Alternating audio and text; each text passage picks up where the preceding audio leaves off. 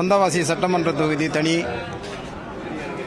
1977 உறுப்பினராகவும் அதன் பிறகு கிளைக்கழக செயலாளராகவும் அதன் பிறகு ஓபிஎஸ் அணியிலிருந்து மேற்கொண்டிய செயலாளராகவும் பணியாற்றி உள்ளேன்.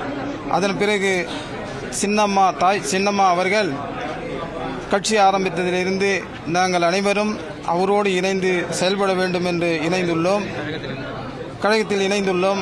அதன் பிறகு விருப்ப மனு கொடுக்கலாம் என்று ஆணையிட்டார்கள். அதன் பிறகு நாங்கள் அனைவரும் சேர்ந்து வந்தவாசி தொகுதி தனிக்கு விருப்ப மனு கொடுப்பதற்காக விருப்ப மனு கொடுத்துள்ளோம். அம்மா தனி தொகுதி வந்தவாசிக்கு யாரை கை காட்டுகிறார்களோ அவர்களுக்கு நாங்கள் இணைந்து ஒற்றுமையோடு செயல்பட்டு அவர்களை வெற்றி பெற செய்யுமாறு கேட்டுக்கொள்கிறோம்.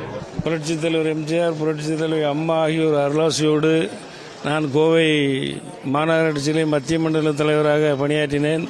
தற்போது புரட்சிதாய் சின்னம்மா அவர்களுடைய வழிகாட்டுதலின்படி அனைத்து இந்திய புரட்சித் தலைவர் மக்கள் முன்னேற்ற கழகத்தின் சார்பிலே கோவை தெற்கு தொகுதியிலே போட்டியிடுவதற்கு பணம் செலுத்தியிருக்கின்றேன். சின்னம்மா அவர்கள் வாய்ப்பு கொடுத்தால் வெற்றியை அம்மா அவர்களின் திருவடிகளில் சமர்ப்பிப்பேன். நான் கே புவனேஸ்வரி நாச்சியார். என்னோட சொந்த தொகுதி சிவகங்கை மாவட்டம் காரைக்குடி சட்டமன்ற தொகுதி. அதுக்கு நான் வேட்பு மனு பண்ணியிருக்கேன். எனக்கு அம்மா நிச்சயமாக வாய்ப்பு கொடுத்தாங்கன்னா வெற்றி வாய்ப்பு அதிகம் இருக்கு. வெற்றியை அம்மா காலில் சமர்ப்பிப்பேன். விருதுநகர்.